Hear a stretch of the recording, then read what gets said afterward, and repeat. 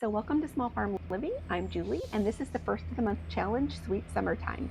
So whether you like sitting on your deck, looking at the blue sky, looking up at the wind, rustling the leaves in the trees, or watching the breeze gently frolic your flowers, heading to the beach, or maybe even sitting around a little fire pit at the end of the day, I have a few crafts that represent summer to me, and one of them actually represents summer to my granddaughter. So let's get started. Now, the first craft, if you've been on my channel before, you know that I have a small flower and vegetable farm, so I do lots of flowers, grow lots of flowers, and today we're going to plant up this fun little purse. Now, I'm just pre-moistening my potting mix. It's so much better to start with it damp first, and I have a couple of videos on that. I'll link them down below if you're interested. But now that I've got the soil all pre-dampened, I'm going to just scoop some of this very gently into the bottom of this purse. Now, I picked this up at the thrift store. I think it was like $3, and it has a lining in it. And I'm just going to gently scoop the potting mix down inside here until I get enough in here that it'll stand up straight. And I'm being careful not to get any on the outside of the purse because I do not want to get it dirty right off the bat. So here we're just going to fill this up until I reach, I don't know, probably a couple inches from the top because I want there to still be enough room for my plants.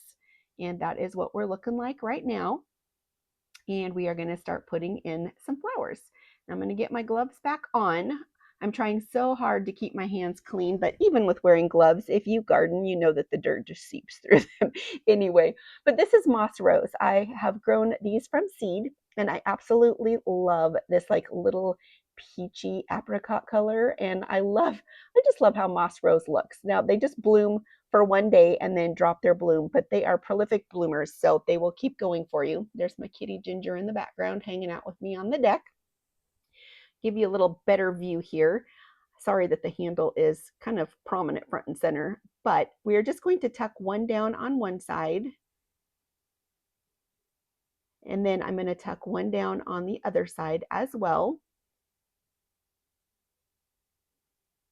And I probably could have stopped it too, but I kind of want this to fill out a little sooner than later in the season. So I'm going to tuck another one in the backside just for good measure. And I'm doing a monochromatic theme here. I'm doing them all this little apricot peachy color just because, again, I love it. I think it's just a beautiful little color. So I'll get these tucked down in there. And then I am going to add just a little bit more potting mix just to make sure that these plugs are secured down in there. And then once I get that done, I am going to water that in, and then we will set this up to enjoy. Now I just set this in one of my barrels, and you can see these will start draping down as they get bigger and will probably actually eventually cover the whole front of the bag. But you could actually hang this up as well. And in this next shot, I just kind of set it down in front of another wine barrel. You can see how wide and open those blooms have gotten today. So, give this a try, whether you have an old purse or you find one at the thrift store. They are a lot of fun. Now, this is the Sweet Summertime First of the Month Challenge hosted by Gwen at Home with Gigi and Brenda over at Rustic and Lace DIY. The links to their channels, as well as the playlist that includes everyone that is doing videos within this series, will be down there. So be sure and check that out once this video is over. So now we're going to get on to craft number 2. Now this one is quintessential summertime. This one is for my granddaughter. I found these watermelon napkins at the Dollar Tree the other day, and I thought, let's create something fun and whimsical that we can use inside or outside for her. Now, if you open them all the way up, it doesn't really so much look like a watermelon, but folded in half, it is like the perfect watermelon slice.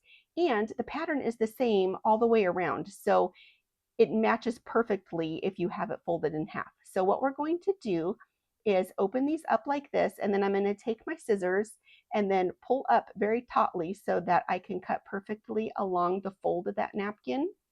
And then once I get that cut out, you will see I have two pieces that are perfect watermelon slices, and the design is on both sides. Now, I'm going to laminate these. I've got a laminator and I have that in my Amazon store if you are interested. It's fairly inexpensive. I use it to laminate signs for my farm stand, but it's also fun to use it in crafting projects. So I'm going to stick one watermelon this way up at the corner, and I'm leaving room all around the slice of the watermelon for the plastic to seal the napkin in. I don't want to put the napkin right up to the edge. So We will set this aside for now, but I want to show you if you wanted to make something fun like this and you don't have a sealer, you can take some of craft paper. I got this at Joann's when they were going out of business, unfortunately. And I am going to just take one of the napkins, and again, I am going to cut it in half. And then you will notice that each half folds open kind of like to a half of a watermelon. But what we're going to do is take that half and we're going to stick the cardstock in between it so it's sandwiched in there.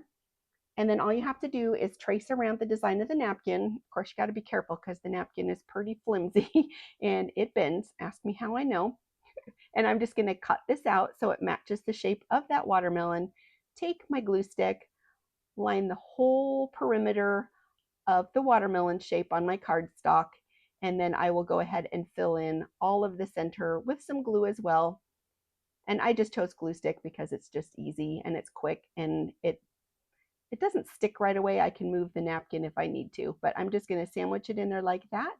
And then I'm going to rub it flat so that it's good and stuck on there and get out any wrinkles. And there we have a perfect watermelon slice on both sides. So I'm going to just laminate the rest of these for now. I just wanted to show you what to do, or a good idea to do if you don't have a laminator. So this is my little laminator, and I'm going to stick it in there, and it goes pretty slow, but it does seal very nicely. And you will see as the watermelon slices come out on the other side, once it's sealed, how bright red the napkin returns.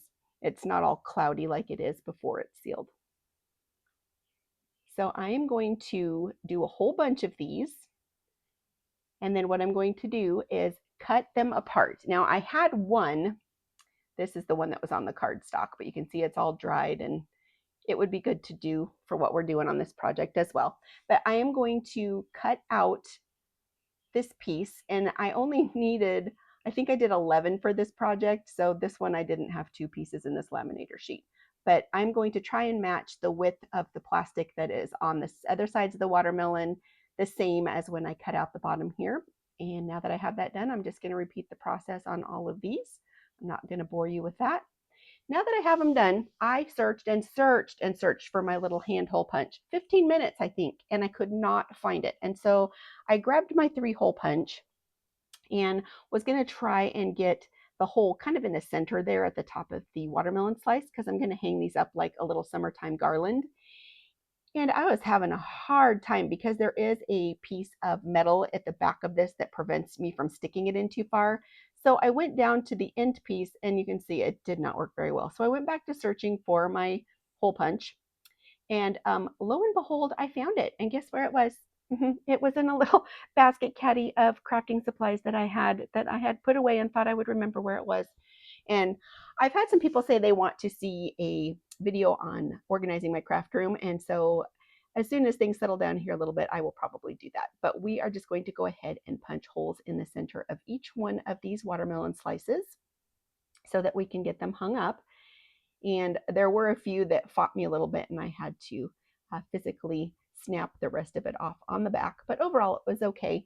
I'm going to take some of this jute twine, and we are going to just string these through. Now, the first one that I want to do, I'm going to make a little slip knot for a hanger on the end. And again, excuse my hands. I need to clean them with lemon juice again, but they just get so dirty because my hands are in the dirt all day long. But you can see how I made a little slip knot there. So I have a hanger for the ends. And I'm going to do the same thing on the other end as well. But the first thing that I want to do for my garland is we are going to have 3 watermelon slices that hang down in the center of the garland. And so what I thought I should do is take the one that had the munched hole punch from my 3-hole punch and use that at the top. And then I am going to just punch a hole in the bottom of one of my watermelon, or 2 of my watermelon slices, so that I can string them together. It's kind of fighting me there, but I got those punched. And now this is the one that has the wonky one. And so I'm just going to punch a hole next to it where I want it to be with all the rest of them. And I think we can hide that up towards the top of the garland, and nobody will probably be the wiser. So what I'm going to do is string some jute right through the top of the bottom one that's going to hang up to the middle one. And then I'm going to just individually tie these together with kind of a loop effect like this. And I'm just kind of eyeballing how far apart I want them to hang. And then I'm going to tie a knot to secure it in place, just like that. And then I'm going to hang the next one just the same way. And now I'm going to switch views because I had to hang my string up where it's going to hang in my kitchen for now. And this would be something fun that you could take outside and hang if you're having a picnic as well. Oops, and I dropped it. It's always the way. I get clumsy fingers when I'm trying to do stuff sometimes. How about you? Does that happen to you? Please say yes, because I always feel like my fingers never want to work. But now that I got those 3 pieces secured on there, I'm going to hang that up. And this is the center of my little watermelon garland. And then all I'm going to do for the rest of the garland is start on one side, and I'm going to have 4 per side leading up to the middle. And I'm just literally going to tie them in a knot in place where I want them to be. And that's how it looks when it's finished. My granddaughter walked in and said, "Watermelon." She's 3.5, so I just love the way they talk when they're little. But she thought this was awesome. I did go back and trim off the little extra strings after I tied them on. I'd forgotten to do that before I did the final reveal. But here's what the center looks like. And I just love dangly things for decoration. So I always have to put a little pizzazz in the center of my garland when I'm doing things like this. But let me know what you think. So now we're going to move on to final craft. I found this Valentine sign in the clearance cart at our Dollar Tree. It was only, I think, 75 cents. And I'm going to peel off the front of the paper, spray it down real good, and take a scraper and take the backing off. Now this sat for a little while, and sometimes you get lucky and it comes off super easy. And this was one that decided to fight me. This glue wanted to stick, and it wasn't a matter of water. It was just I had to scrape. So I finally got that done. Now this cute little tea towel I found at the thrift store the other day, and it was only 75 cents. And I love the little design on these teacups. So what I thought I would do, because sometimes in the summertime, I like to sit out on my deck and just look at the view with a cup of coffee or even a cup of tea in the morning or evening when it's on the cooler side. And so this just seemed like a fun little summertime project. I'm going to cut out a strip, just one strip, so that it fits on my sign. I'm taking my little hand iron and I'm just going to try to work out some of the wrinkles that were already in this piece, and then I'm running it down the edge of the sign so that it kind of gives me a marking point of where I need to cut this out. And then once I got it cut out, I'm just using some of my Super Fabri-Tac. I love this stuff. It is a little gooey, but it really adheres well to a lot of different products. And so this was perfect for getting my fabric onto my sign. So I did it all around the edge, put a good generous amount all down the center. And then I'm just going to grab my piece of fabric with my cutout of my little cups and set it on there, get it all squared. And then I'm going to use this little Cricut tool. I use this for a lot of things, rub-on transfers, anything that I want to smooth out. And I'm just trying to get all of the wrinkles out. And you can see once the glue is on there, the wrinkles just disappeared. So that was pretty awesome. I'll just smooth it out with my hands for one final touch there. And now that it is all dried, I am going to take my little finger sander and I'm going to go around the edge and I'm going to remove the excess fabric that is hanging over. There wasn't a whole lot, but it just enough to where it kind of gives a little shaggy look to the edge all around it. And I will show you what that looks like here coming up in just a second. But I'm going to sand off the long shaggy pieces, but just kind of so it has a little bit of a rough edge. And you can see that right there. I love the way that looks. And so now I decided that I'm going to take a little bit of my Antique Waverly wax because I don't have like any inking, like antique aging inking tools or anything like that. I just have my Antique Waverly wax. So I'm going to put a little bit on my paintbrush and dab it off on a paper towel to try to get it as dry as possible. And when I started, it was a little bit darker than I wanted, so I rubbed a little bit more on the paper towel. And I just worked my way all around the top edge there. And then I also want to darken the white on the top and side and bottom of the sign. I first rubbed it off just to see what kind of tone I was going to be left with because you never know what kind of paint they use, how the antique Waverly wax is going to affect it. Sometimes it's a real slick paint and you put it on and it wipes completely off. Other times it soaks in, and this one was one of those where the color just soaked in really well and made it kind of a deeper tone. So I'm going to finish going around it. Then I decided to just put a little bit, and I mean a very faint little bit, across the teacups. And then I drilled some holes and I put these little hooks in. Then the hooks looked way too white for me, so I'm just going to take a little bit more of this antique Waverly wax and I am going to rub them on that just to darken them up. And I went and found some of my tea caddies and one of my little bags and put a tea bag in there. But I just love how this turned out. That little tea towel was so cute the way it was, but it did have a couple stains on it. So this was my way of upcycling it into a cute little summer project where you could just grab your little tea caddy, or you could put coffee cups or teacups on here, and just super sweet. So let me know what you think.